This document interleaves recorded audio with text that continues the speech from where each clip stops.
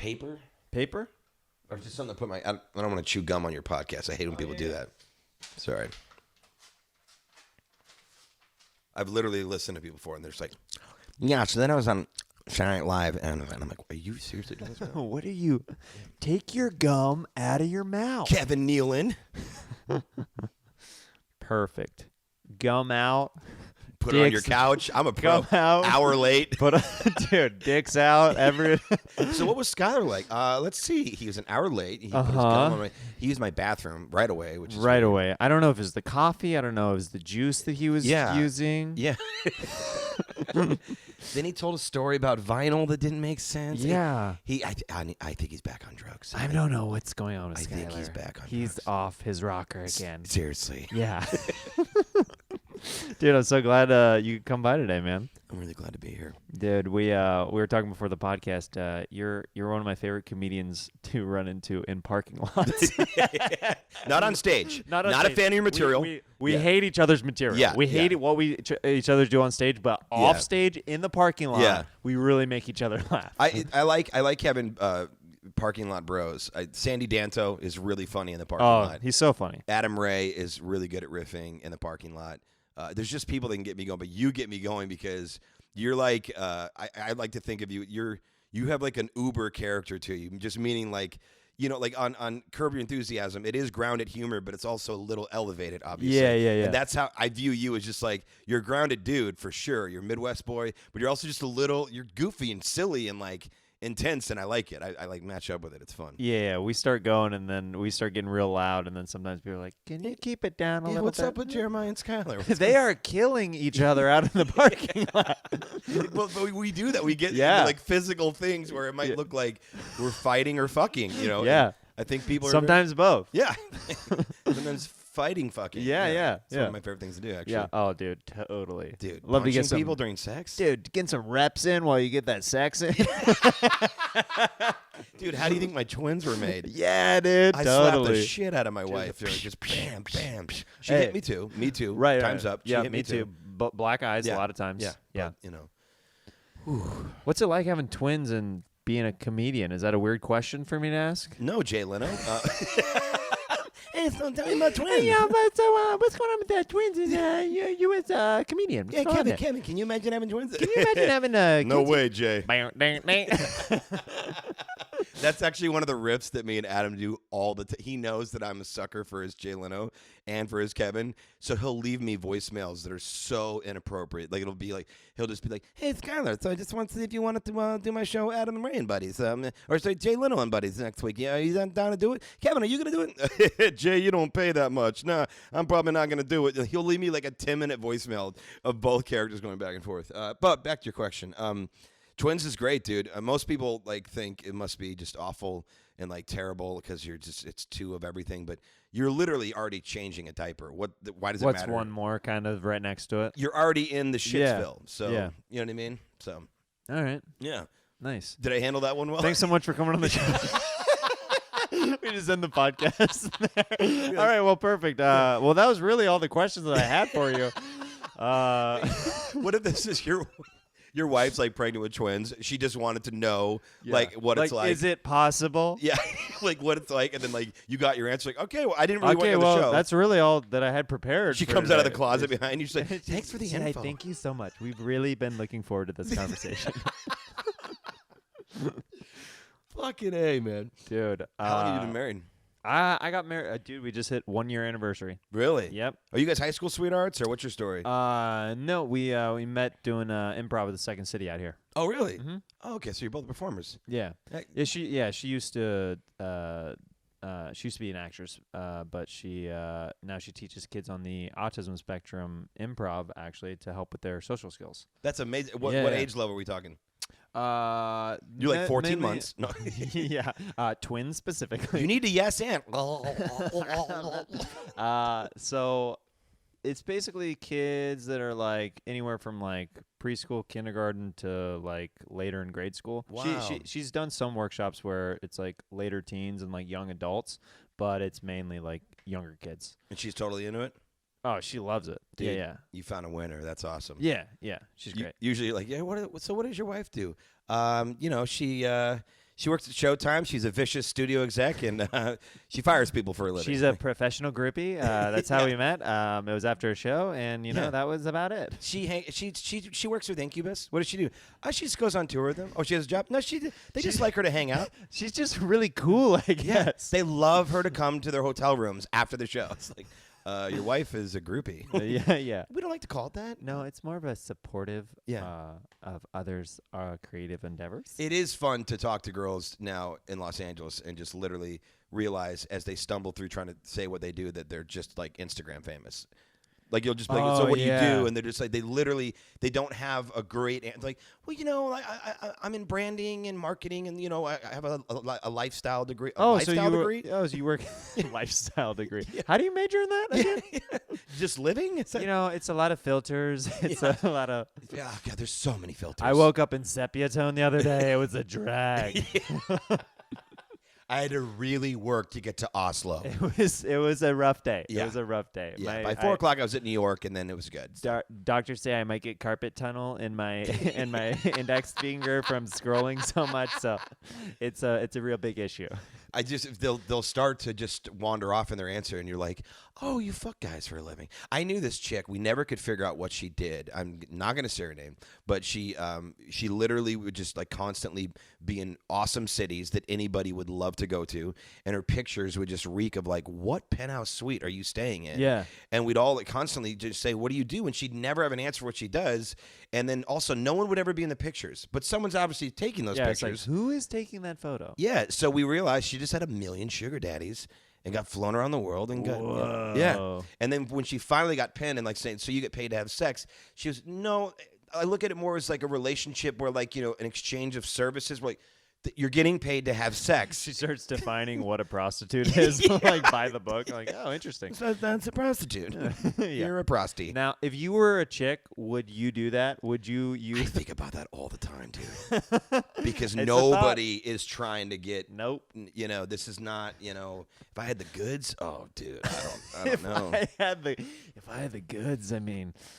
Well, look at the reverse. Like if someone's like, dude, if you were funny or you had like talent in acting, would you go for it? And we do have that, so we do go for that. So like if it's tough for me to say that I wouldn't do it because I'm showing that if I do have the goods in something, I absolutely 100% go for it. Yeah. So if I was fuckable, I think I might get bent over in some hotels in Hong Kong. So. I don't know. I've always wanted to go to Hong Kong. Let me get this straight. You're going to bend me over. You're going to have sex with me. It's going to feel good. I get to eat all the food I want. You're going to pay for my rent for the next 6 months. And all I got to do is just pretend like I like you for, 3 minutes. Yeah, I think I'm in. Okay, cool. Yeah. This sounds, you're going to come quick anyway, right? Because I'm hot, right? Because I'm hot, because that's how this works. I'm totally hot. I'm going to make it, square real quick. Yeah.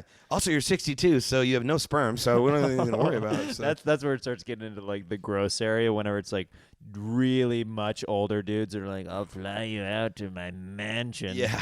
And they're like, is there a view? Yeah. Do they have lobster tail delivered to the room? No. I think there's actually an Instagram famous girl who's calling in. Are you serious? She's got like 6 million followers. Oh my gosh. Yeah. Heather? Heather's calling in? Yeah. Hello? Hey. Oh, Heather. Sounds like you're pretty relaxed right now. I'm so relaxed. Is this like, I'm picking up like a Xanax type feeling, man. What? No, I had a pill and I drank a little something. I'm good. What time is it wherever you're at? I don't know what time zone I live in anymore. I've been flown so many places. Oh, so you're kind of like the lead character in Fight Club. You wake up and just don't know where you're at, huh? What's a Fight Club?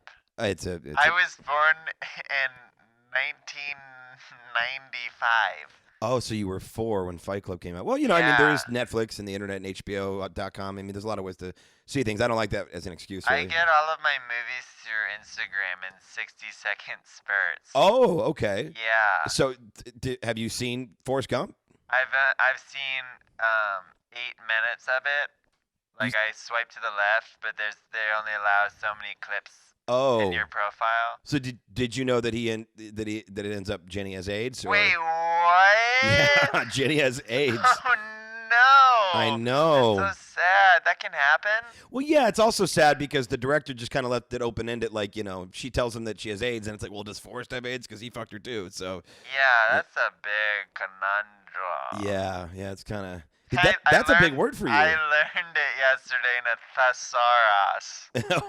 Is that Did you know a thesaurus is a dinosaur? No, well, I mean, maybe that's what you did in make-believe playtime in bed, and in the bed you're in Dubai. But no, that's not. Are you in Dubai? You're Dubai? I'm getting a Dubai feeling from you. That's so cool. You're Dubai. How long have you been Dubai? Dubai's a place? No, you're Dubai sexual. No, what is Dubai sexual? It's, you're a little gay and you come to Dubai and, like, sometimes you're straight and you go, I'll be your rocker and you sometimes hire me for my services. It's Dubai sexual. Oh, okay. No, that's, And you gotta have money. yeah, that's not a thing. Okay, I'm about to pass out again, so I'll call you back later. Hey, Heather, I'll for sure DM you sometime. Yes, slide in there. I'm really glad Heather called. I'm glad she called, but it made hardly any sense what she was talking about. It did make a lot of sense. She didn't know what she thought a thesaurus was a dinosaur. That was weird. That was definitely not. She said she learned it in a thesaurus, so she learned it inside of a dinosaur. I thought she was kidding, but she wasn't kidding. She wasn't kidding. You know what's great though, Jeremiah? You should feel good because like your podcast is really reaching far and wide. That like someone like her is listening. Well, the amount of people that are able to call in at any moment's notice is always unbelievable. Yeah. Like we get a lot of celebrities and stuff that call in, and Instagram famous people, obviously. So That's really it's pretty cool. exciting, man. Yeah, that's really exciting. Like, dude, I was watching Wedding Crashers the other day. Yeah? Yeah. And I'm just a big fan of Vince Vaughn. Like, I'm hoping that one day he calls in the show because I'm a big fan of his, but I'm not sure if he even listens to podcasts. I don't know if he's like one of those guys or not. Is it ringing right now? It's actually something's I bet coming up on my caller ID right Probably now. your wife. No. Is that, Dude, it says VV on it. It could not. No. Do you think it's Vince Vaughn is What calling are the in? chances that when you would say that he would like? I don't think this. Do you think he's a fan? I think it's if he's a. Not only am I a fan, okay, I'll tell you right now, I'm a supporter. All right, I've been sending Jeremiah money on PayPal. He doesn't even know it's me. I'll tell you right now, we got a situation here because I look at Jeremiah like the eighth wonder of the world. Okay, I don't even know why he's not etched on Mount Rushmore yet, baby. All right, because baby wants this and baby wants that, but baby wants Jeremiah. That's what baby wants. I cannot even believe he's calling in right now. I can't, Vince. Dude, thank you for calling in. I can't believe that you heard my shout into the universe of your name. I mean, I'll tell you right now. I mean, look, Jeremiah, I don't have a lot of notes for your career because right now the way you're going, you're a skyrocket. you got rocket fuel coming out of your penis at this point, okay? But the only note I would give you is I just don't think you should line yourself up with things that say things like the G-Damn Comedy Jam. I mean, like, I'm a good Catholic boy. I don't say G-Damn. Why do you say G-Damn? I try to just say the Comedy Jam. I mean, I think that's more appropriate. Yeah, because my mom doesn't like the name. I'll tell you that much. I mean, I'll tell you right now. I mean, who says that? Look, right now we got a situation, okay? And we got to cook it. You and me, all right? We need to work together. I'm thinking we need to do something big, okay? I don't know if you have any scripts, any ideas, anything. Do you have anything you could pitch me right now? Sure. There's is it too weird to say maybe like a Wedding Crashers 2? Is that? I mean, we could do that. I mean, I'll tell you. Actually, you know what? I'm gonna do a three-way call. Okay. Let me get Owen Wilson. You want me to patch it? Right. Owen Wilson's calling in right now. Yep, I'm texting him right now. He should be calling. Give him the number 374. Okay. I cannot believe you have A-listers like this calling in. This is dude, the reach of this podcast is unbelievable. I'll tell you right now, Skyler, that's my shit right there. Hey, boy, I saw your show on Comedy Central back in the day, Con. All right, that shit was great, okay? All right, I see you on Instagram all the time. You got those twins. The twins good? Dude, he fucking knows I have kids. This is crazy right now. Dude, he follows you, I guess. I mean, do I follow him? I know where he lives. He lives in Reseda. Daniel LaRusso, baby. That's what we're doing right now. Cobra Kai, motherfucker. Dude, Jeremiah, this is like going to do wonders for my career. I can't even believe you have dude, people like this calling in. And Owen Wilson is actually calling in right now as well. So this is pretty fast. I'm going to patch Owen Wilson in right now. All right, put that baby in right now. Okay. Hello, Owen? Is that you? Hey, what's up, Jimmy? Oh, is it? Oh, Jeremiah? Sorry, hey, Jeremiah. It's Jeremiah. Yeah, I'm a huge fan of the show, Jeremiah Ponders. It's Jeremiah Wonders. You're getting my name off and everything. I just love the name Jeremiah Ponders because it's like you're all over here just trying to ponder the. Baby, if you're gonna call into a show, do a little research like Daddy did, okay? It's Jeremiah Wonders. Oh my God, I was in a movie last year called Wonder. Yeah, you think you would know the fucking title? Yeah, I didn't even dawn on me. Okay. What you're talking Owen about. Wilson has This is fucking crazy. Owen Wilson has a clone brother that's calling in. We have a fourth caller. Yes, he's also calling in. Hello. This is a group party at this point, baby. It's a group phone party. It's going down right now. Owen Wilson's clone. Hello. Wow. Hey, Vince. Hey, other Owen, how you doing? Yeah. That's other Owen? God, wow. It's like we're seeing the same thing. Wow. Okay, this is getting a little weird. Okay, I don't even it's know what's weird. happening Yeah, right now. it's weird that the Owens are only communicating with each other and they're not even acknowledging that Vince is even on the line right I now. mean, I made more money than other Owen ever made. I made more money than actually Owen made. You need to calm down right now. Yeah, Okay. you know what he needs? He needs some ayahuasca. Some ayahuasca. Go down to Peru. Go down to Peru. You know, just Step on top of a mountain. You know what I mean? Lick the back of a toad and ride the wave. Yeah, just get in there. All right, like you guys sound like you're going through a tough time together. Okay, I think that's really cute. You have each other. Dude, this is really bizarre, man. It's so bizarre. I think the Owen Wilsons are starting to be attracted to each other. I've never seen a man this beautiful before. God, So like, beautiful. Wow. do you want to do like some side heat FaceTime right now? Dude, I've always wanted to 69 myself. Can you imagine? Can you imagine? Licking yourself while yourself's getting licked. I cannot even. It's another dimension of sexual It's like energy. Inception meets Insection. Insection. Yeah. Wow. Okay, guys. Okay, listen. Okay, Owen, if you guys are just gonna sexually harass each other, I know it's technically not wrong because it's the It's same not really person. harassment because I'm consenting to myself. You can't spell harassment without harass. You really can't. You can't. No, and you can't spell Kansas City without titty. Actually, there's no T in there. That doesn't. There's even- no titty in, Yeah, there's in no Kansas titty City. in That Kansas was City. kind of strange. That was Owen. That was completely unnecessary. Sometimes I look into my own eyes and I wonder if that part in The Lion King is actually true, where Mufasa says, you know, to his son that he's proud of him. Yeah. Wow. Wow. Sometimes I, Jeremiah, wonder that myself. Managed to get the podcast name. yeah, right. Oh my god. We lost them all at the same time. I don't know what happened. That's really weird. Yeah. Oh, Vince just texted me actually. Did he? He said that was one of the best times of his life. Yeah, dude. Yeah. I think that there's potential for Wedding Crashers What are the too. chances of that when I made that up as That's a joke? so funny. That's very weird. That's so funny. That's great.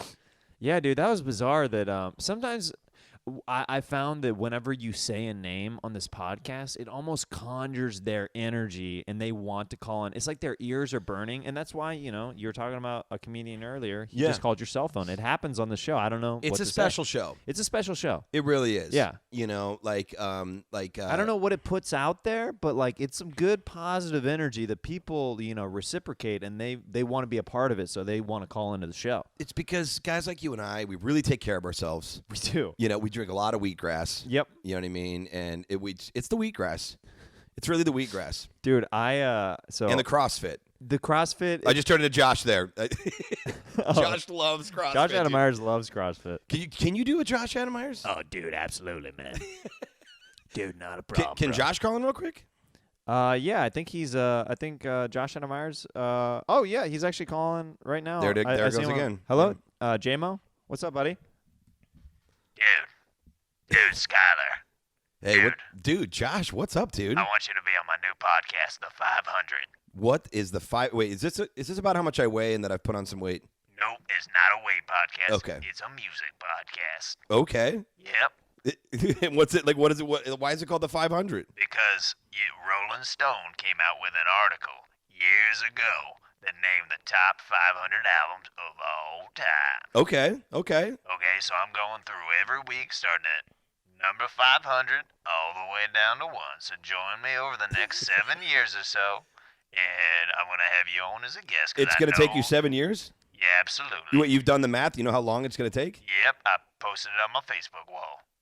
This is a real thing. He's actually. Wait, he actually knows how long it's going? Yeah. He said he's gonna start in November and then it's gonna end in like 2000 whatever. Dude, this is like Uncharted. I love that Josh is like He's setting an end he's date like a for studio. his podcast. Yeah. He's like a studio going, all right, we're releasing 7 Lord of the Rings films Yeah. from now. It's like we have 11 Star Wars movies till 2026. Yeah. That's great. No, I'm actually Josh, I'm actually excited. It's actually a good idea. No, it's a great idea. Yeah. I knew that there was an idea, but I didn't know I didn't know he like had an end date. There's a start date, there's an end date, and I'll be talking about a lot about my dog, Lecca, on there. Have you heard Sandy? Do you, Josh? Yeah, sometimes it hurts my feelings a little bit, but it's all good. I mean, I love Sandy. He's done it to my face, so I guess we're all good, Yeah, absolutely. Well, you could have him on your podcast and just give him like a really shitty album that everybody thinks is good and make him have to act like it's good. I'm trying to think of like, I guarantee you there's albums on that 500 that there's got to be some albums on there that do not make sense. There always is. There's always some curveballs where you're like, why is this critically acclaimed? Like, there's certain bands that like whatever they release, people are like I'm sorry, like Elvis Costello does not do a lot for me, and that angers so many music fans. They're like, then you just don't get it. I'm like, don't tell me I don't get it. I've listened to it. There's like I guess I don't get it. Thanks for calling in, JMO. We'll talk to you a little bit later, buddy. Dude, you go to a lot of music festivals. I almost associate music festivals with you sometimes. The amount I've seen you post about it, and you always like post either great videos or pictures or whatever. Like kind of, you go backstage a lot and stuff like that. And what's like one of your favorite? I know it's hard to like narrow it down, but what are some of your favorite live bands you've seen that like they may sound good, but you saw them live and you're like, whoa, they sound just as good live as they do on their album? I'll give you just a recent one, as opposed to necessarily a favorite.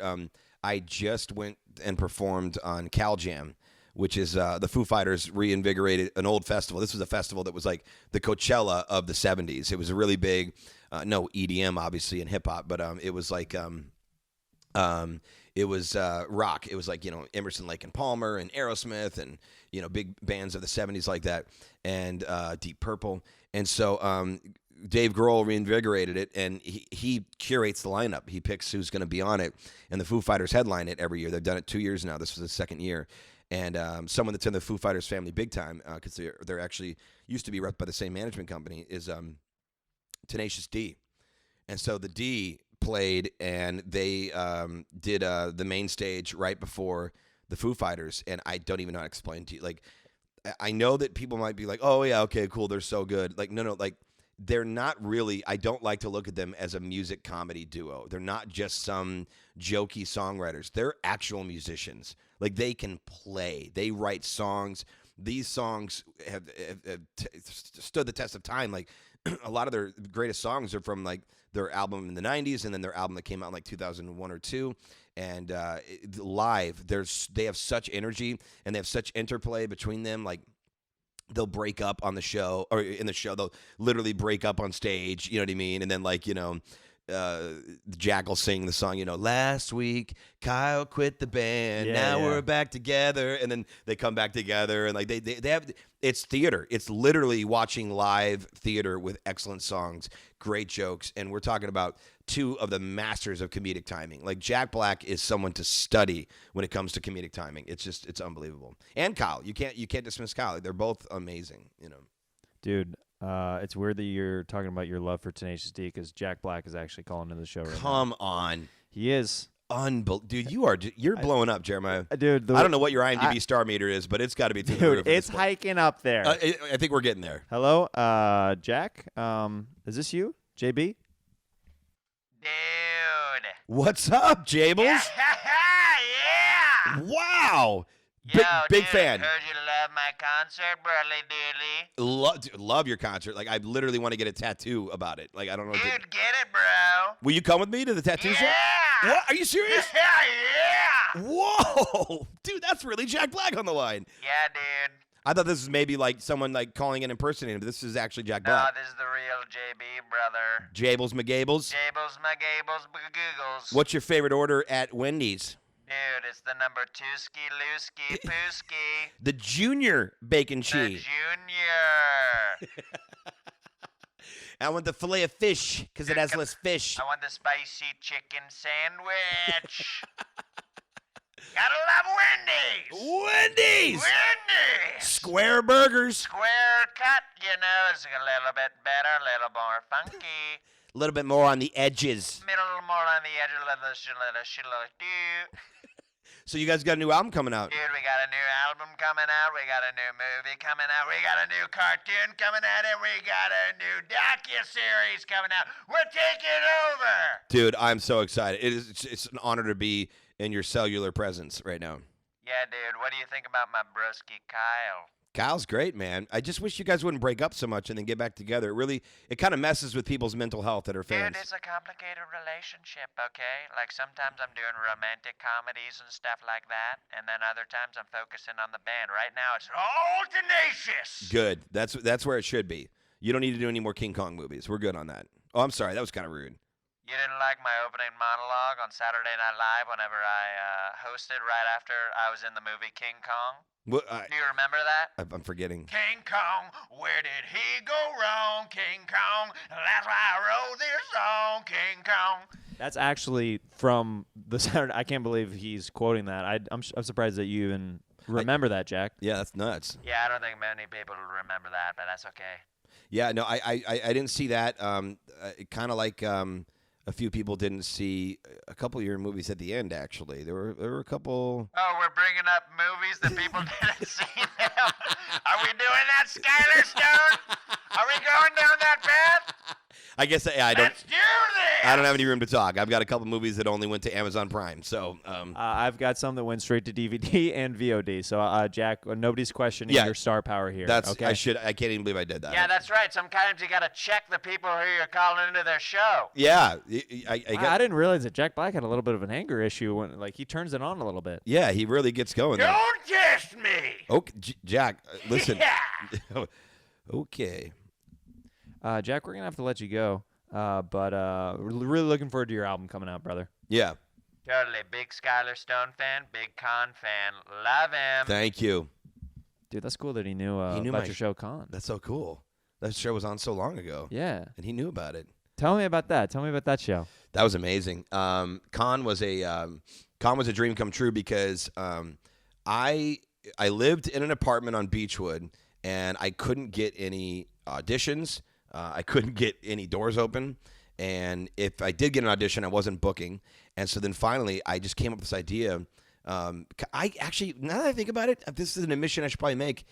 I didn't really come up with the idea. And what I mean by that is I did, but I didn't. Somebody at a party once was like, Skyler, tell everybody how you got by today. And what he meant was like he was famous for, this buddy of mine was famous for calling me around like 5 o'clock at night and be like, how'd you get by today? Because I'd always have a crazy story of how I got a free meal, how I got into a premiere party, how I got into an agency and handed my demo over. Like just always some crazy fucked up story. And so at this party, he goes, you should tell the story. And so I was telling a story and all of a sudden there was like a circle around me. I was holding court. And then somebody in that circle was like, that'd be a great show. If the cameras just followed you around and showed how you did this shit, that'd be great. And I was like, I think I'm going to write that fucking down. And so then I just literally started filming myself. I had no money. And then I booked a commercial. It was actually 6 commercials for Blockbuster Video. Taking it back. Heck yeah. Taking it back. For the do you remember any of the copy of the Blockbuster Video? Like any of the lines? I know it's... It was the grandma. It was the grandma and the grandpa from My Big Fat Greek Wedding.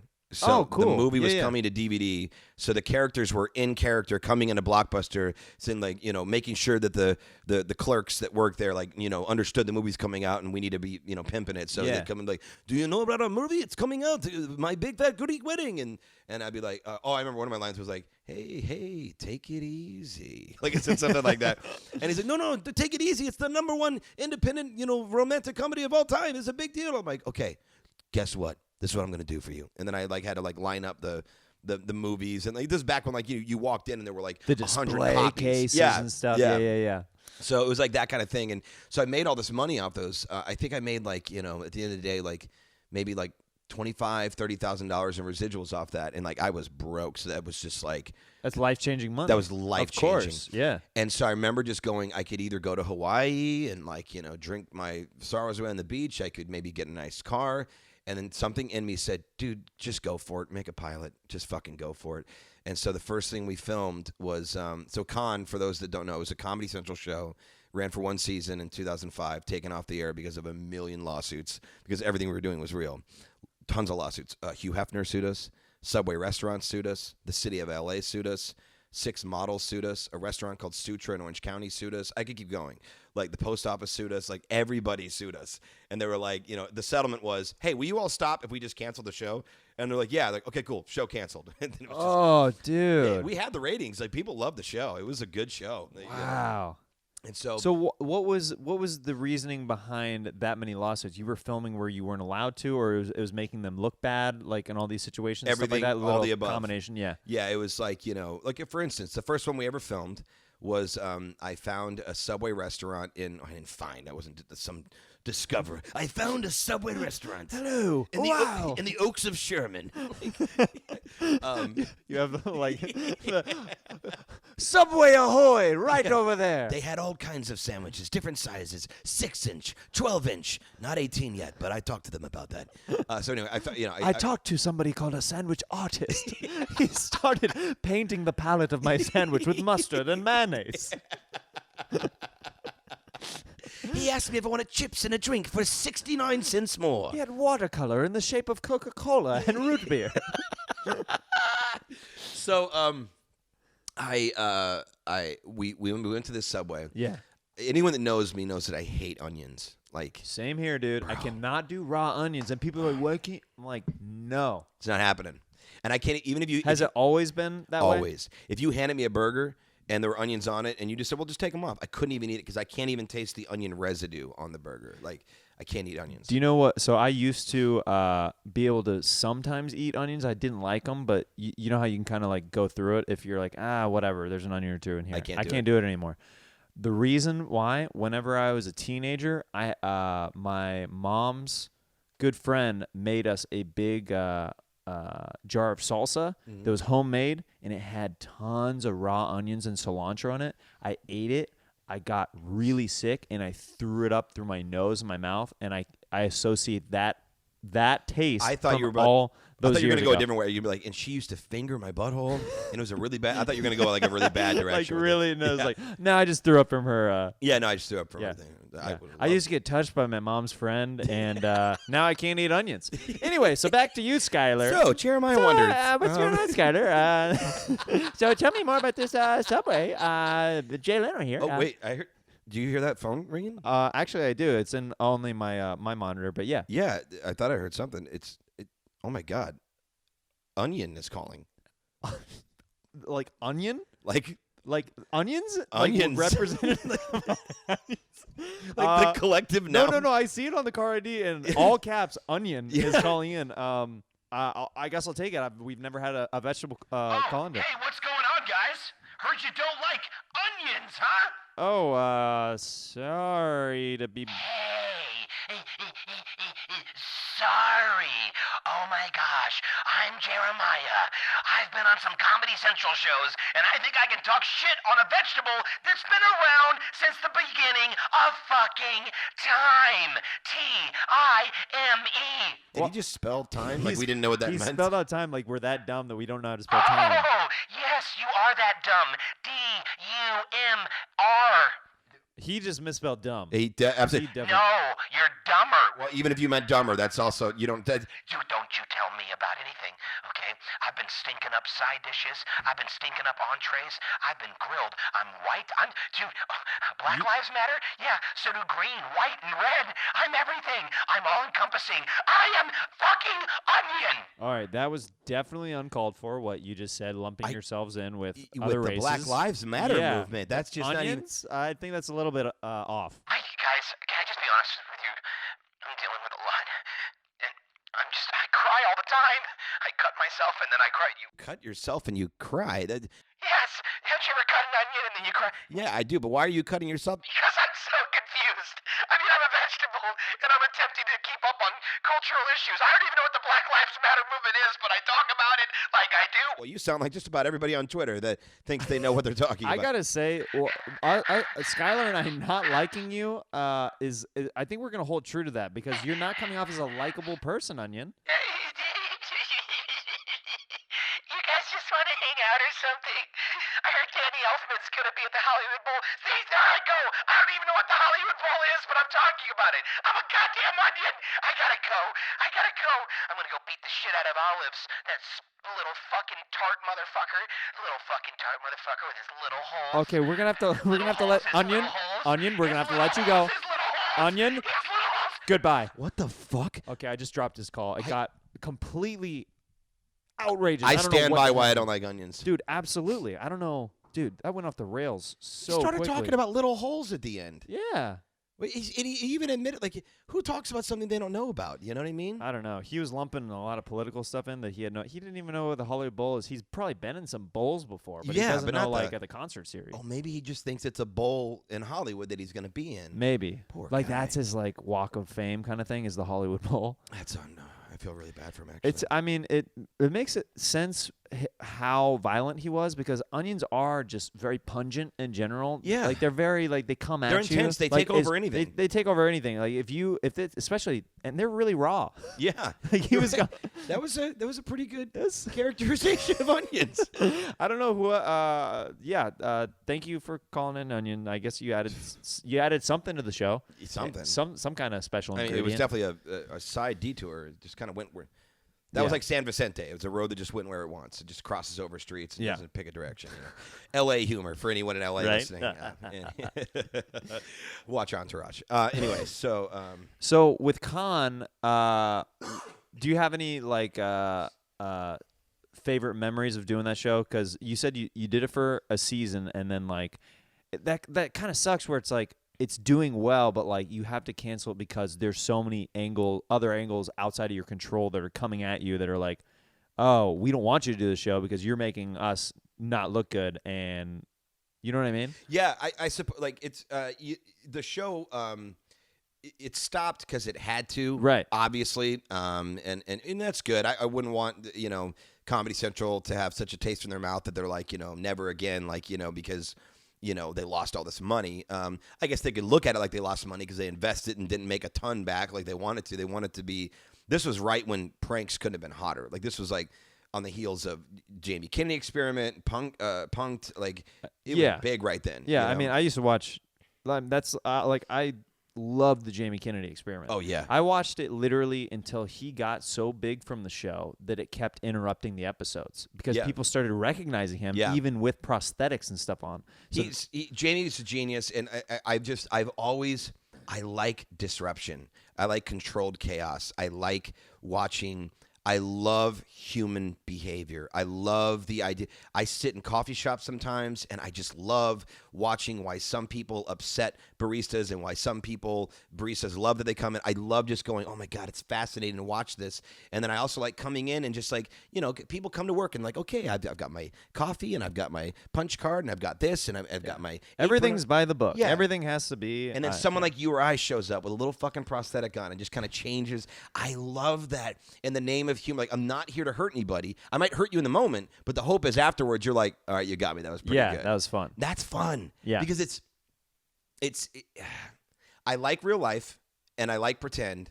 And to me, it's the only time you're ever actually truly combining the two. Because when you're on a set and it's CSI New York and you're doing a guest star, like that's fun. That pretend time is fun, but there's nothing really real. You're not going to get those raw, real reactions. There's nothing really real about a detective, saying a line like, you're going to tell me who did it, or you're going to spend a lot of time behind bars. Because they don't say that in real. I mean, they might say it, but they don't say it that way. You know what I mean? If you were to really watch a true interrogation scene, which you can see now on like ID Channel or Discovery or whatever, and like they might say those lines, but they just say it like real life, like, "Hey man, you might want to tell us, so you're going to spend some time behind bars." You know what I mean? Like, they just say it like a human being. And with a prank, you can literally have a moment where you're having so much fun and you're playing so hardcore, and they have no idea you're playing. So it's truly play and real life at once. Yeah, I love that, dude. You are actually in one of my favorite movies of all time. Really? Yep. Waiting. Ooh, dude, that was a fun movie. Dude, that was one of those movies when I saw it, like me and all my friends, that was like, as far as like pop culture goes and stuff like that, it was an instant like hit among me and all my friends. Are like, dude, have you seen Waiting? How old are you, by the way?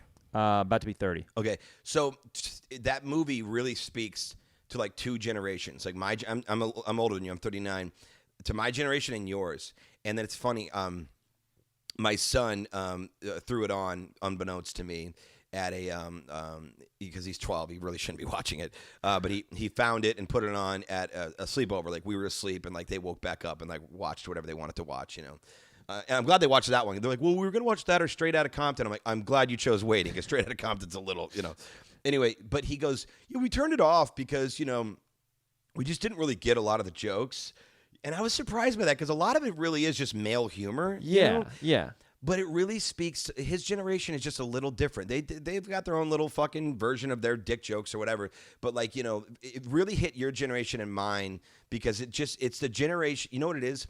It's the generation that was kind of raised by the Beastie Boys. That's the way I look at it. Okay. Like, we're all kind of like these just jackass, you know, if you like Beastie Boys videos like Sabotage and that kind of goofball, weirdo humor, this movie speaks to that. And the writer and director, Rob, was actually a Beastie Boys fan. I also wonder, because I'm not around teenagers at all anymore. Yeah. I also wonder, like, how much of, like, because some of the humor, like some of the ongoing gags in Waiting is showing the other guys in the kitchen and stuff your junk. Yeah. I am curious if that's still even a thing, or if now like teenagers are like, "Whoa, dude, that's like I think like social that's media like too much, dude. Like, you're sexually harassing me if you do that." I think there's a lot of safe space that's kind of gotten in their head now, trigger words that's gotten in their head, and their Generation Z. Like, if you want to make fun of millennials, dude, there's so much more to make fun of in Generation Z. Like where my son is, it's a very weird like. They want to disrupt a little bit, but they really are they always want to be cool. Everything's got to be cool. It's not really cool to show your junk. That's not really like, you know. They're afraid of looking stupid. They have a very like there's a cool factor. Like you could have made me and my friends do anything. We would have like anything. Like all that kind of humor resonated with me so much because all my friends and I used to do that dumb stuff to each other. Even some of the guys who are like around our generation, like at the clubs and stuff, will still like do kind of homoerotic stuff and for sure slap butts, nut taps, all that yeah. stuff. Like, and I feel like the generation of like now that's like very like, what are you doing? That's their space. That's not right. And we're like, dude, this is just so ridiculous. Yeah, that movie, like the age range of people that walk up to me for that movie is, if you were to ask right now, is about like 28 to 45. Sure. But like early 20s are already like, what's waiting? You know what I mean? Yeah. And like, and they certainly don't know what con is. You know what I mean? Con is a little old. Con is more like your age to actually your age to 50. But and Waiting has a lot of talent in that cast. It's one of those one of my favorite types of movies, and the fact that you said this tells me you'll know what I'm talking about because not everyone always does. But one of my favorite types of movies is the ensemble comedic movie with a bunch of people that are on the precipice of about to be big. Yes. Empire Records, Dazed and Confused, Waiting. There's more. I can't think of it. Because like just like some of the kitchen staff, you and Dane Cook have like these smaller roles in the movie, but they're so memorable. Yeah, like because of what we do in it. Right. Yeah, exactly. It's so like what you like. People walk up to me and shake their hair sometimes, and I'll forget for a second because I'm at an airport or I'm somewhere, and they'll just look at me, and I'm like, why is this guy scratching himself and staring at me? And I'm like, oh, he's doing the dandruff scene. He's like, and they'll just give me like a look. Sometimes they won't even say anything. I just have to. It's like you know, it's like recognition mind game. Like, you know, oh, we're doing this. Okay, gotcha. You know what I mean? So that's kind of funny. I'm glad I don't show my dick in the movie because otherwise people might walk up to me, pull their dick out, and go, huh? Yeah. So what that part of your career? That's got to be a super exciting part of your career. Was that before or after con? That was. It's all kind of like one right around that same. Yeah, it was my first sort of. It was my first moment where it was like. I was making. You had your heat on you or whatever. Had some heat. So I was making so many audition tapes at the time. I was trying to get in Dodgeball. I was trying to get in Waiting. I was trying to get in Stuck on You. I was trying to get in all these movies at the time, huge like comedies and stuff. And I actually got in two of them. I got in Stuck on You, the Farrelly Brothers movie, and then I got in Waiting. I remember shooting that in New Orleans in 2000. I want to say 2003. No, 2004, and it was during Mardi Gras. So the coolest part about it was, here's this young, fun, quirky, hot-looking cast. You know what I mean? I'm not referring to me. I'm referring to the women that were in the movie. And Ryan Reynolds. Let's be real. Ryan Reynolds. I'd Ryan his Reynolds. Hello. You know what I'm saying? How dead his pool.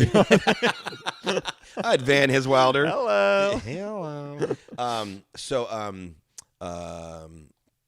I was gonna say I'd save his house, but that one didn't. It didn't save house. That didn't. So we were shooting that. Call times. You know, call times go like 6 in the morning, 7 in the morning, and then we get off 12 hours later, and then we'd party all night, and then go straight. Like, there were times when we're coming straight to set, still hammered, and you could tell in the movie. Like, some of us are shaking while we're like grabbing things. It's kind of funny because like it looks like people who party, like it captured that. Like you guys in the kitchen, like look kind of like. Everybody partied you know? except Ryan Reynolds, and he was the one that turned into the huge star. I guess there's a lesson in that somewhere. Everybody partied but him. He wasn't a dick or anything. He just, he was on his way and just kind of in his own world and, whatever. You know what I mean? But the rest of us, like, Dane was about to blow up, although Dane doesn't party. He never has. But he would go out with us, and Andy Milonakis, huge public stoner, so I don't think I get any trouble for that. He talks about it all the time. Luis Guzman. Yeah. Luis not much of a partier, but like he loves to go out. I mean, he doesn't not drink. Yeah. You know what I mean? But I've certainly never seen him blitzed, and he's become a really good buddy. Who else would go out with us? I was dating Alana at the time, the girl that shows her. Remember the girl that shows her bush? Oh, the ha. Yeah. So we were together for a long time. Oh, nice. And then were you now? Did you know Dane? Were you friends with him? Like, did you book that together, or did you meet on set? No. So I wasn't. I didn't follow what would now be considered, I guess, the normal trajectory of joining the comedy community. Like, I know a lot of people come out here and they work the door at the store, or they work their way up through Monday night, and then they just, they open for somebody. And then I kind of came in from the side, like, because I wasn't getting roles and I wasn't really doing a lot of stand-up, because I got to be honest with you, when I got here, I was really intimidated by stand-up, because I'd done stand-up back home, and I moved here in September of 2000. And where's home again? Home's real home to me is St. Louis, Missouri. But at this time, I left Kalamazoo, Michigan, to come out here. So I done stand up in Kalamazoo and Grand Rapids and stuff. Not a lot. I wasn't like a name on the scene. I wasn't opening for big names. I was just doing what I could do, and mostly open mics, but a couple feature gigs. And I got out here. And my first night of stand-up, well, let me actually back up. Before I moved here in September of 2000, I visited, this is a famous visit in my life, I visited L.A. in also September of 98. At Labor Day weekend, my dad was shooting a commercial out here, Wrights and Directs commercials. And so I came out here, and my dad goes, "Hey, I got us tickets to the Laugh Factory tonight."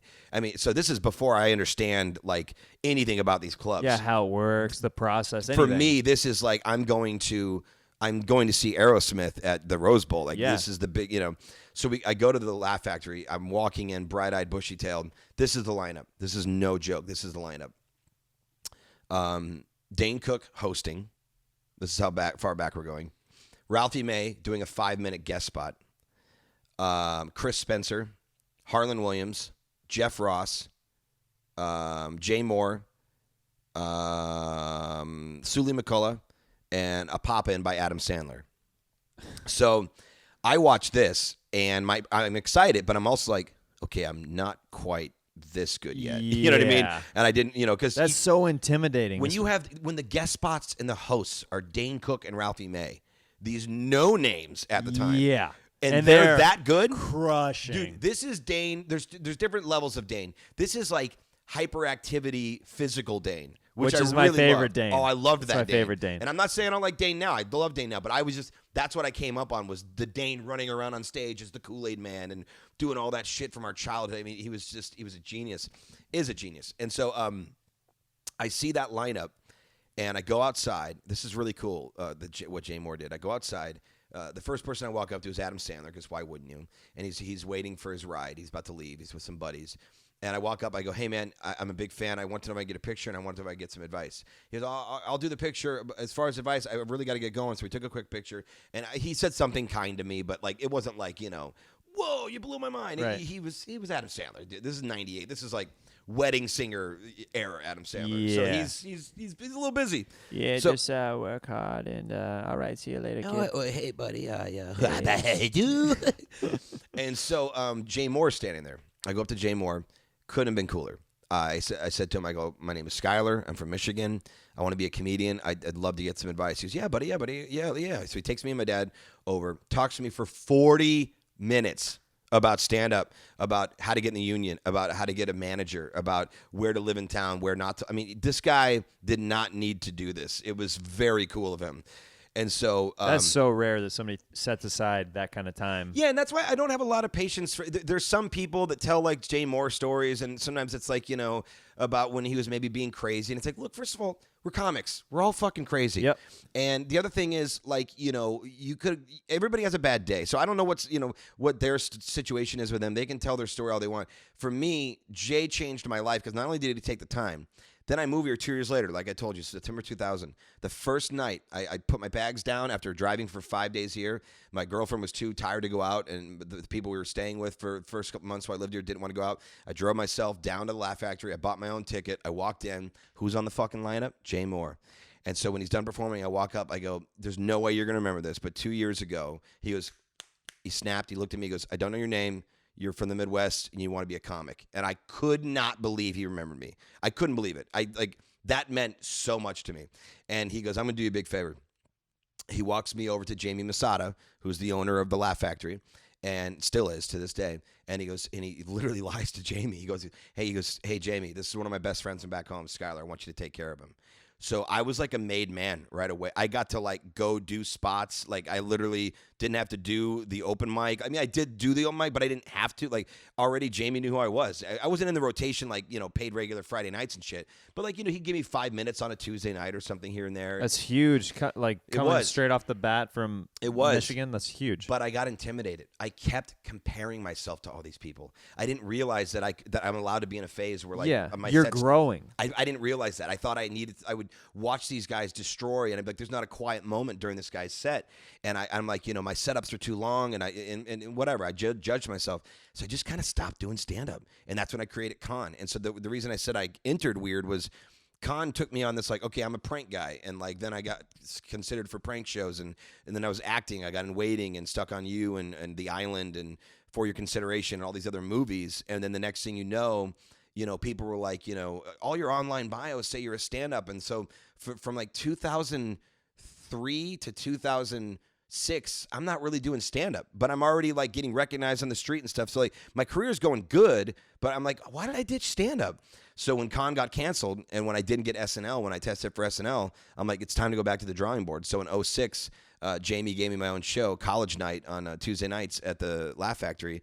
And 2006 is kind of when I really started taking stand-up, more seriously. You know what I mean? Yeah. So I kind of went, and I didn't get raised in the store system. It was more the factory and the improv, and I've kind of been a new entry into the store as the last couple years. Yeah, you've been doing your show, Comedy Rocks, a couple times a month on Thursdays. Yep. There, and yeah, the lineups are insane. They're dope. Every single time. They're pretty dope. Yeah, it's pretty cool, man. Because I like to try and get some people to come there that aren't there all the time. Like, I love getting the regulars, like, Tom Segura and D'Elia and Jeff Ross and, Whitney and anybody like that. But I like to get, get like Titus, Christopher Titus, I'm trying to think of someone else more, like David Allen Greer. Like, I like to just grab these guys that aren't necessarily there every night. You know what I mean?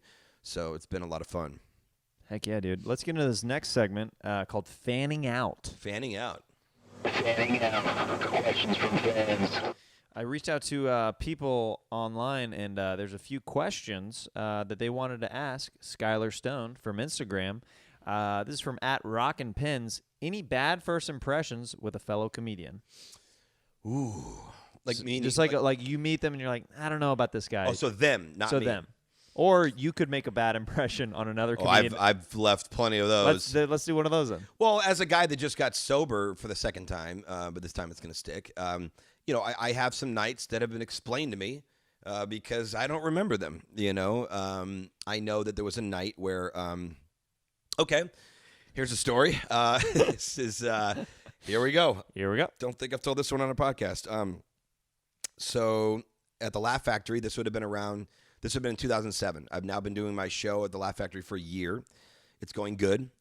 we were not selling out, but comping out, meaning like we weren't selling tickets, but I'd turn in a guest list of 400 and we'd fill it up, with that. And so for the level that I was at, that was a big deal. Like I'm getting stage time at a big club. And so you would think that I would take that seriously and have respect for the club and certainly respect for the comics on the lineup with me. And in a lot of ways I did for both of those things. However, there was a day, this is embarrassing now that I think about it. Have you ever wanted a role so bad, but then in hindsight you're like, why did I want that one so bad? Like you wanted it bad because maybe the money or the moment you just want it to work. But then when you look back, you're like, that movie didn't really change lives. Like yeah. This one was Alvin and the Chipmunks, the first one, when they made the first one with Jason Lee. I gotta get this role. Yeah. I mean, it would have been big, dude. So it ended up being. I'm not even kidding. This is gonna sound like I'm lying, but I swear to God, I could find the emails and show you. It was down to George Lopez, David Cross, and me. Does that make any sense to you? No. Yeah. So they didn't know what they wanted. They didn't know what they wanted. Yeah.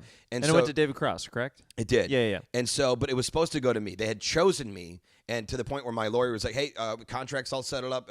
Expect it. At sometime after lunch today, after 2:00, you should get a messenger at your house." And I couldn't believe it. And dude, I was gonna get, I think, like 60, 70 grand, something like that. I mean, life-changing money, dude. Again, like that commercial. So I'm like, this is gonna be awesome. And all of a sudden, towards the end of the day, they get a call and they said, "Hey, David Cross came down, and what he's willing to do it for, it's going to David Cross."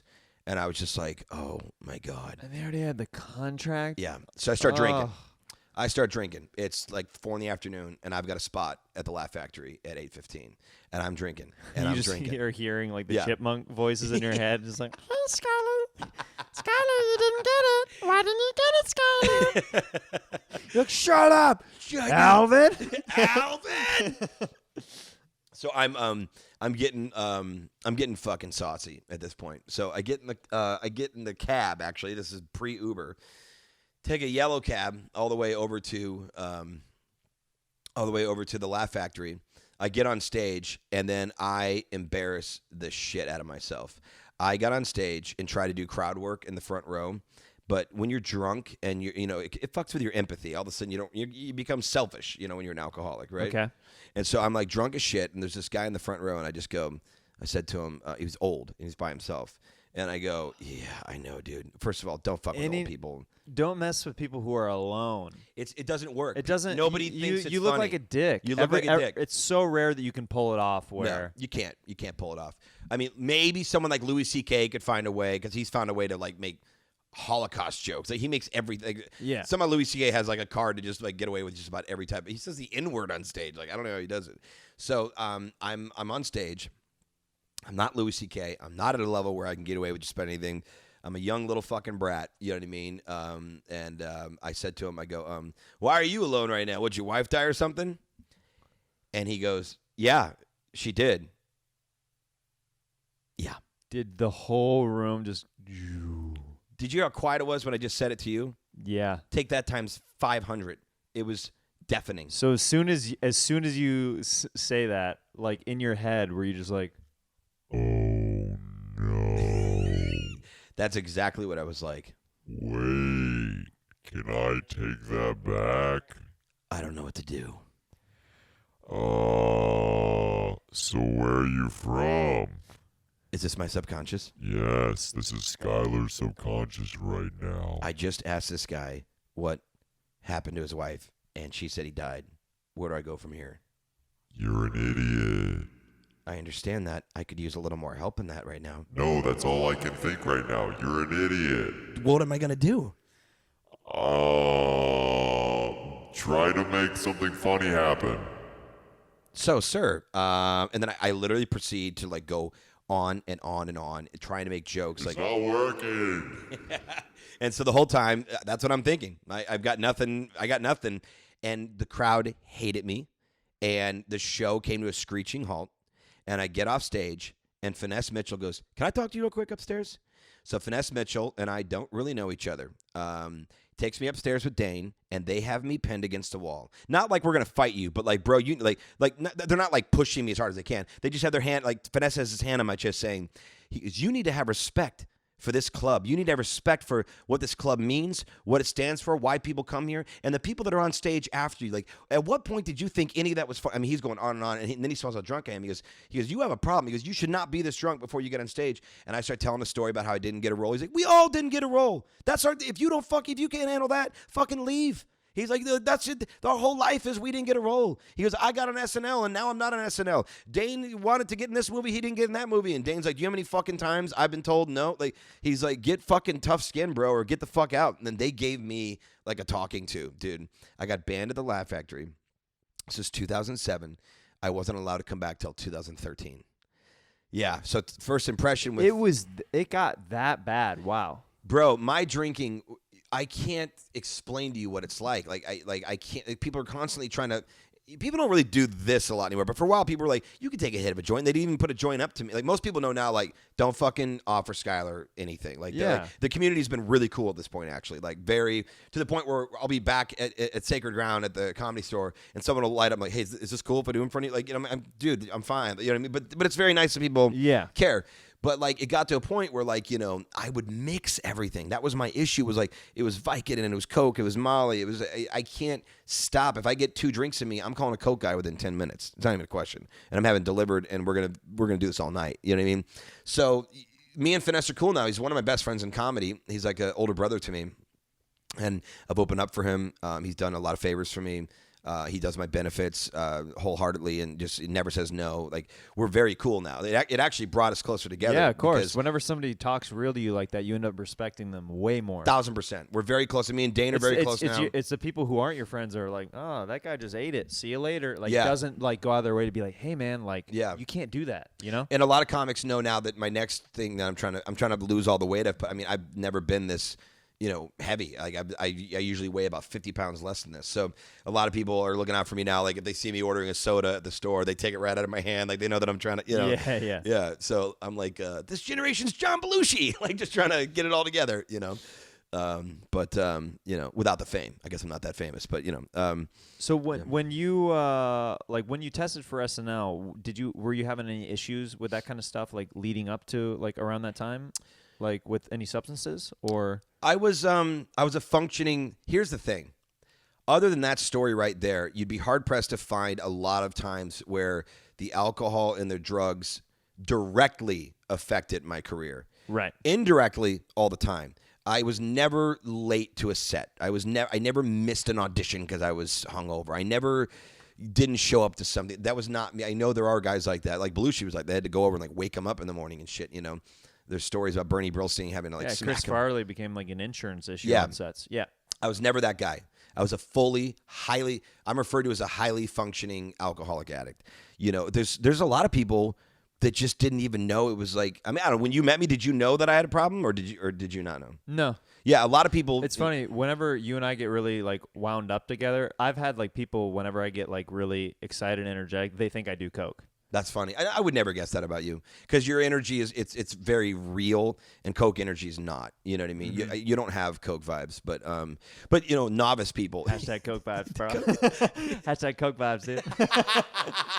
You don't have those hashtag Coke vibes, dude.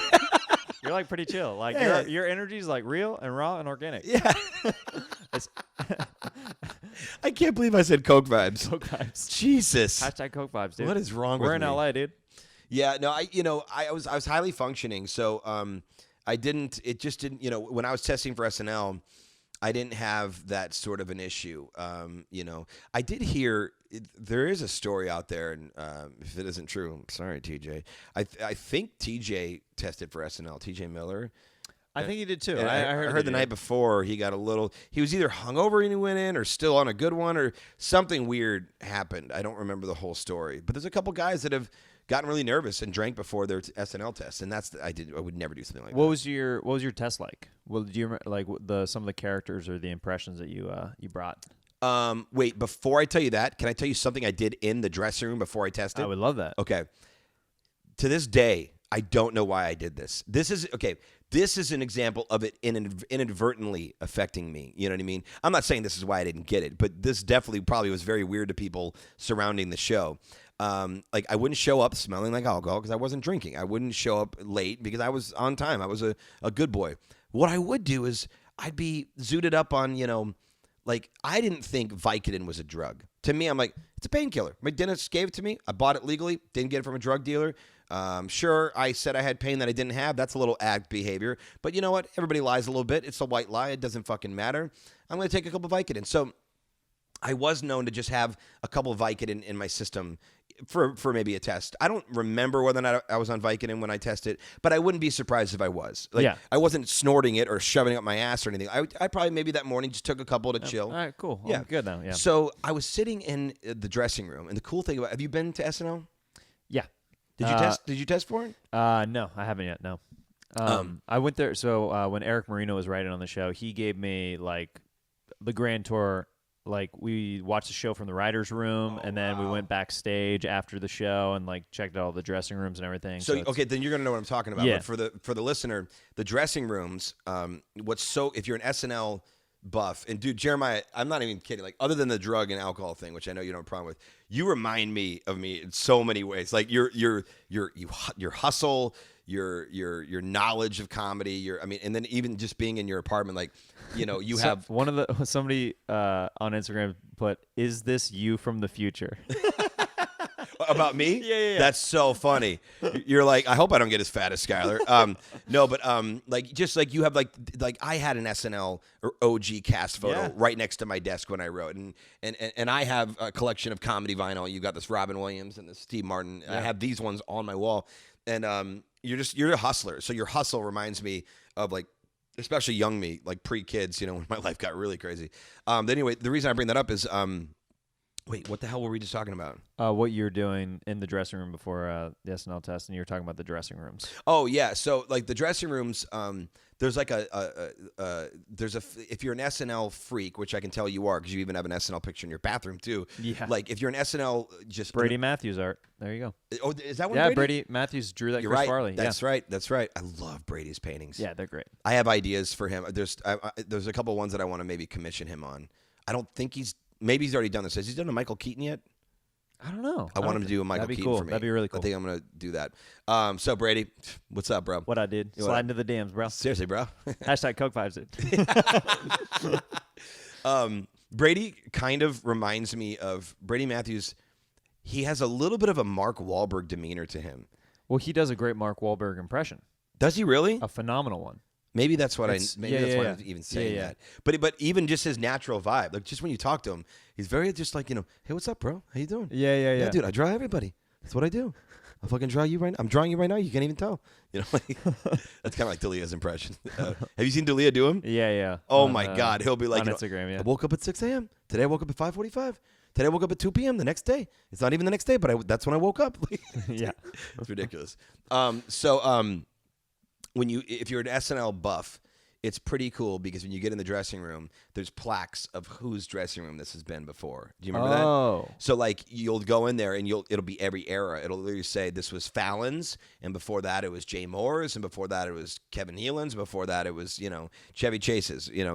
And so I'm in a room, and it was currently Kenan Thompson's room. This is 2005, and so it's Kenan Thompson's room. I don't know why I did this, bro. This is a great example of just like, what are you doing? Like, there was a pencil in the room. There was a poster. It was a Muhammad Ali poster. I think this was just nerves, possibly Vicodin influencing this decision. I just grabbed a pencil and I wrote Kenan Thompson a note on his poster that's in his own dressing room. Oh. Yes. And I just said, hey, Kenan, we have the same agent. I'm also at Endeavor. I heard a lot of stories about you. You're great on the show. Like, I'm like signing his poster and personalizing it to him. Bro, I can't explain it to you. Like, so if you think that's crazy, imagine actually being the person that did it. Like, it's little moments like that where I know I just did something really peculiar, and like, so people have stories like that on me out there. Like I'm not quite at like Andy Dick level where people are telling stories about, oh yeah, that guy tried to suck my dick in a parking lot. But no, people do have stories like, yeah, Skyler signed my poster with a pencil while he was testing. Nobody really knows why he did that. Just weird shit, dude. But I don't do shit like that anymore. But looking back, it's like, I was highly functioning in that I was still like mostly professional. I was there. I did my job. over delivered where I could and under promised and did what I said I'd do. But just along the way, just did little weird things. Little where people weird, like, quirky things like, yeah, he was actually early. He was very polite to the crew. He killed it. The stars loved him. I saw them exchanging phone numbers. And the only weird thing he did was he rubbed a Twinkie on his nipple right before he left. yeah, and then he just walked out. It was very strange. So there's little things like that, little commas to stories. So after you're in the dressing room, you go to test. You go out there, and do you remember what kind of set list or anything that you did? Did you lean more towards stand-up? Was it more just characters and no impressions? stand-up because, again, this had been around the time where you wasn't really doing stand-up. I didn't do Vince Vaughn yet because Wedding Crashers hadn't come out. Wedding Crashers is what made me go, I need to do an Owen Wilson and a Vince Vaughn. And that was like 2007, I think. So I did Owen Wilson. I was doing him back in the time. I did Owen Wilson. Oh my God, what was the bit? Owen Wilson as a doctor coming in to tell you that you have cancer. Nice. Yeah. So, again, probably drug-fueled decision to that's an edgier cable show. That's like a darker, darker sensibilities. But see, now if you were to come to me and go, Skyler, I want some advice, I would give great advice because not only could I tell you what to do, I could tell you what not to do. There were things that I did looking back where I'm like, that's why you didn't get it, stupid. You didn't, it's not like they sat there and said, I can't believe you talked about cancer. We're not giving Skyler. I didn't shoot myself in the foot to the point where that's the thing, but it didn't help probably. You know what I mean? Right.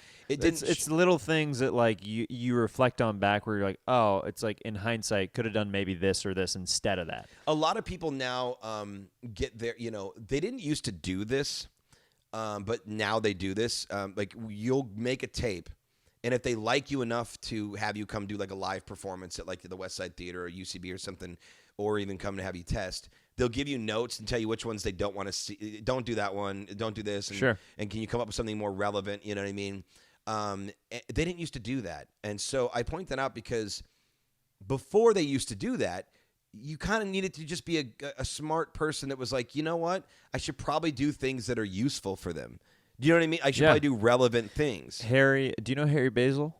Yeah. Okay, so he, legendary comic from the store, grew up in that era, the 70s and 80s, the prime of, and a really the golden nice age. guy. Yeah, super nice.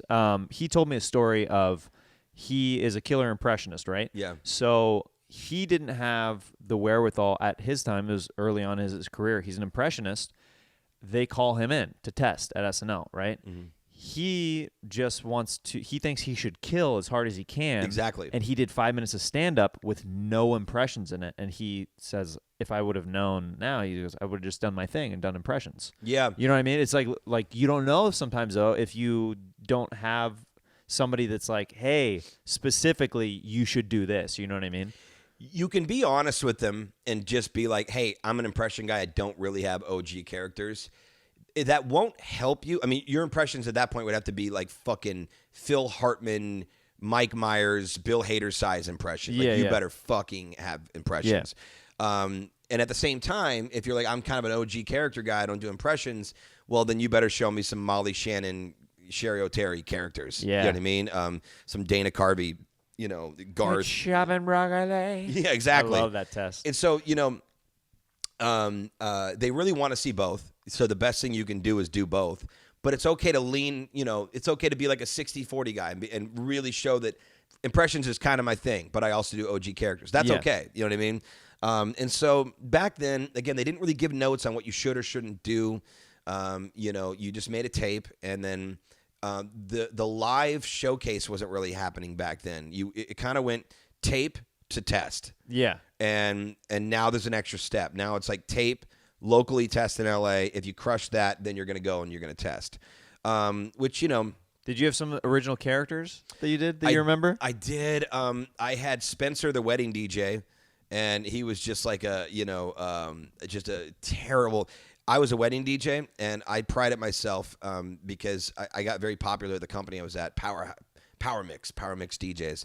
Power Mix DJs. Well, a lot of them were just like older guys that literally were like, they'd make jokes at the wrong time. Like you can make a joke when you're doing the garter pull off. That makes sense. You got a guy going up a girl's leg, time to make maybe a joke. Don't be like too dark. Like, but some of these guys Look at that pussy. Ah, what did I just say? They got a little stripper DJ. Yeah. Literally so they would the conceit of the idea of the character was like it was just like, hey, Spencer the wedding DJ, what's going on? We're about to cut the cake. I'll tell you what, I just cut the cheese. I don't know if any of you smelled that. It's not my fault. They're passing around crab cakes as an appetizer. Those get me every time. Zinger, bam. Like, it was just like a really, it's overly verbose guy that keeps talking and, shouldn't talk at the times that he talks and keeps talking. You should just announce that they're going to cut the cake and shut the fuck up. Hashtag Coke vibes. Yeah, exactly. It was definitely a cocaine-fueled sort of like fucking, Kalamazoo County, guy that never left, still thinking about that pass he fucked up in high school.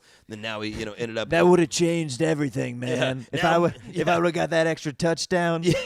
Now I'm wearing the cummerbund for life, So that was one of the OG characters. God. See, honestly, Jeremiah, the reason it's hard for me to even remember is if there were more, they weren't that good, and that was my problem. I didn't really have OG characters, and Jay Moore gave me the greatest advice. Unfortunately, he gave it to me after my test. Because I was making another tape, and because it was cool. After I tested, I didn't get it. They went with Sandberg and Hader, so tough company. You know what I mean? Yeah, so, I mean, I remember Sandberg. Both stars of the show, man. Sandberg walked. He was in the hallway. I think you might have tested the same year as Jonathan Kite as well, like around that time. Maybe not. Maybe he tested later. Later. He tested later. Yeah. Because, I remember he came to me talking about it and stuff. But so this is like 05. So Sandberg's like walking in the hallway, and I'll never forget this. Like, he has that, like, his cockiness is so funny. Like, there's something funny to it. Like, that's part of his charm, is that it's always kind of he's always a little elevated, little on, it's just how he is, And so, and that can be really annoying, but it works for him. And that's why he got it, because he literally, I'll never forget this, when he, who's the other guy? Help me out. The other guy in Lonely Island. Yorma or Akiva? Yorma was with him too, who was also testing. Because they didn't know what they wanted to do with those three guys. Akiva wasn't. He was always just sending a writer's packet. The agents were trying to get the three of them on, but they didn't know what they were going to do, if it was going to be like a 2-1 combo or whatever. Yeah. And so I remember I met Yorma, and we talked a lot. And he was like really cool. And he goes, "Oh, this is Andy." He goes, "Hey, what's up, dude? I'm going to get this right." But he said it in like a funny way that I was like, I think he probably did he just psych me out? Like, he said it in this weird way where it didn't. I know that sounds cocky and not funny. It was somehow funny. You had to be there. Like, he said it in a way just fucking with you, but also psyching you out. Like, walked away. See you later. Yeah, and I was just like, all right, dude. Oh my God, I think he just got it. Like, and he did. Wait, why was I talking about that? What else were we going to say? Oh, the advice I got. So Jay Moore says to me, he's like, I was trying to make a second, because this was cool. They asked me the next year to make a tape, and I was like, oh my God, this is it. Because a lot of guys get it their second year. A lot of times it takes a couple times. Yeah, they want to just see you grow a little bit. I was stoked. So, like, I was like, okay, this is a big deal. Don't fuck this up. And again, I'll show you the tape sometime. It's interesting what I was trying to do, but it was too much. An SNL tape needs to be simple. It's got to be really simple. And I really wanted to try and reinvent the wheel. And it's like, why are you going to reinvent something that's just the way they do it? Like, yeah. Because then also you come across as someone that might be trying to reinvent the way. That thing is like, even though it's a complicated show, they have it down to a well-oiled machine at this point. It's actually quite simple to them. Yeah. The people that are on that show have been camera operating for 20 years. The people that are ADing that show have been doing it for 15 years. You know what I mean? So what was the advice that Jay gave you? Well, so Jay, he goes, he says to me, he's like, he looks at my tape, and he goes, you have a lot of impressions on this. And I'm like, yeah, I know. I go, what's wrong with that? He goes, dude, Lorne Michaels, he cares about humor, obviously, but he works for a network, and he also has a production company, and he had a deal with Paramount and a deal with everybody. And Lorne Michaels is in the business of making money. He goes, don't get it twisted. Like, yes, he wants to do good stuff, but he wants to make money. Lorne Michaels can't. There's a gift shop at the bottom of Rockefeller Plaza. He cannot put your Vince Vaughn impression on a mug. He cannot put your Owen Wilson impression on a keychain. He goes, you need Molly Shannon character. What's that character? The superstar, Mary Catherine Gallagher. Yeah. You need Church Lady. You need Wayne's World. Like you can't make a movie out of your Vince Vaughn impression. And so that just really blew my mind because it's like, yes, we love the impressions on SNL, but why do we really love SNL? We love following a character from the show to the screen, like Wayne's World, or even It's Pat. It's not a huge movie, but I grew up with It's Pat. Sure. I love that character. And so when he said that, I was like, oh my God, dude. I think that's what kind of torpedoed me. You know what I mean? I just had the impressions, but I didn't have the OG characters, you know. Gotcha. Let's get into this final segment. I'll wrap up real quick. Sax talk. Sax talk. Sax talk. So, Skyler's going to share a story of a sexual encounter, and I'm going to play some sweet, sweet saxophone underneath while he does it. Whenever you're ready, Skyler, I will follow you with the sax. Oh, my gosh. All right. He told me about this right before we started, and I was trying to think of something, and is it okay if it's kind of gross? Okay. All right. I used to do promo work. Promo work is when you get a gig working for a very large corporation, such as Old Navy, okay? So in this case, I was working for Old Navy. Old Navy was hiring people to go outside the Rose Bowl at a flea market and stand at like a little stand and hand out these new kinds of Old Navy jeans. So I was standing there working with my buddy Dave and Christine, and there were a couple, and we were saddled with a fourth person. She happened to be a attractive blonde. And so she's hanging out, and I'm hanging out, and Dave and Christine are like, kissing and, being all over each other while we're working. And so, what's on my mind? Pussy. So I'm looking at this girl, and we're talking, and then I start making jokes about the pants, and then I grab the largest pair of pants that I could find there, and I make a joke that maybe we both could fit in it together. So it turns out that we could. We actually saddled ourselves in these jeans, and we stood there, and we were pretty tight, right next to each other. But that was the fucking point. So now it's on, She could tell that I have a slight chub, and I could tell that she's into it, and she's laughing at everything I'm saying, even the things that aren't that funny. And so we take this little party back to Dave and Christine's apartment. So now we're at Dave and Christine's apartment over there on Vineland in Studio City. Ordered a couple $5.99 Domino's medium pizzas. Because nothing sets the mood like pineapple and ham and crushed red pepper. So we're having a good time. We're eating. And, Dave and Christine had a roommate. I'll leave the roommate's name out of this, but he was a very dark individual. When I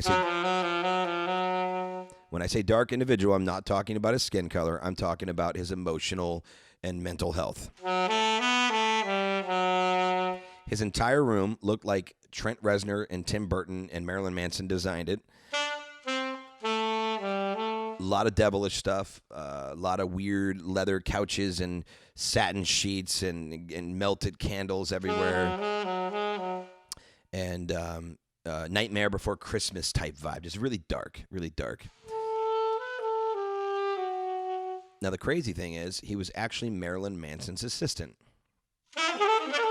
So it's a dark room. I bring up this room because, Daddy was on the hunt to hook up. And I can't hook up in Dave and Christine's room because that's where they're at, and that's what they're doing. So we go into his room, and we decide, we're not going to do anything on his bed. We're going to do something just kind of like on the floor. We're making out. We're having a good time. Clothes are coming off. We decide it's time to hook up. And then we do. We're rounding third, and we're sliding into home, and Daddy's going all the way. Here we are. We're having a good time. We're going at it. We're going left and right. She's moaning. I'm moaning. It's feeling good. And she's feeling like extra productive down there. Like I'm doing a good job. It's like, well, I'm swimming. I'm having a good time. And then out of nowhere, I just noticed that there is blood running down my leg. there's now blood on the ground. Now, it's a dark room. There could be blood in this room. It could be very Marilyn Manson-esque. Okay, that could be a normal thing. But I realized, no, it's not just on the ground. It's on my leg. Something's going down. Okay, she forgot that she has started her pilgrimage, her monthly pilgrimage. Aunt Flo is not only in town. Aunt Flo is sitting on my lap. So all of a sudden, I just realized this, and she sees that, like, the passion has been turned down from a Spinal Tap 11 to like a 4, and she turns around like it's something happening because she's like, it's from behind. So she turns around, loses her shit when she realizes what's going on, literally stops everything, runs in the bathroom, slams the door, screams, starts crying. Now I'm sitting there with so many things to take care of. I need to take care of her emotional well-being. I need to take care of my own body. We are now in someone else's room who's not here, who's a dark individual who doesn't know we're hooking up in his room. Probably loves blood based on who he is, but not necessarily this kind of blood at this time that he didn't put there. So I realized I've got a lot going on. I need to clean up the floor. I need to clean up this mess on me. I need to fucking take care of her. And I need to do this all while making sure that Christine and Dave don't fucking know about it. And also hoping that he doesn't come home. So I walked out into the kitchen. I'm looking for paper towels. I don't see any paper towels. I'm looking for a rag. I only see like a really nice rag. The kind of rag that your mom sent you for Christmas and said, don't use this to clean the ground. Don't use this for dog pee or urine or poo or anything. Use this to wipe your hands next to the oven. One of those nice rags. Well, I'm a nice guy, Jeremiah. So I decided I'm not going to use that. So I took my shirt off. And I grabbed some Windex, and I cleaned the floor as best I can with a combination of Windex, and then also they had some leather cleaner. No, there was no carpet cleaner. It was like every kind of cleaner except the cleaner that I needed. But put together, I'm like, it's enough chemicals. It's probably going to come out. I ruined my Cardinals shirt, and for those of you that are Cardinals fan, know that Cardinals shirts are either red or white. It would have been great if this one was red, because then maybe it would have been salvageable. It was white. So I clean up. I get it all out. It's all gone. She's already left. She's in tears. She's embarrassed. I never heard from her again. She never wanted to talk again. This is before texting. So you can't get a hold of somebody like without calling. So I've left messages. She's not calling back. No one wants to talk about that after that. And that Cardinal shirt was ruined. And I've never told this story until right now.